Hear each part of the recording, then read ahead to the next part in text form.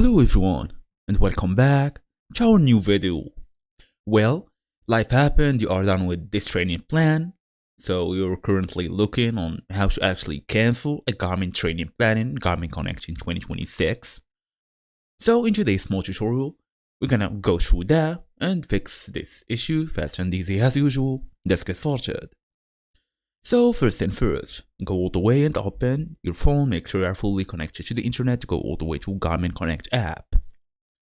As for now, log in using your email address and password, then this dashboard will show up. All we're gonna do is tap on more of this three-dot menu. Now we're gonna go all the way to training and planning. Go now, depending on your basically plan type, just tap Garmin Code plans or training plans. Then go all the way. For example, I'm gonna go for workout. For example, I have a lot of workouts here. Let's say you will be able to see the cancel options. Just tap your active plan, look for the gear icon or three dots in the corner.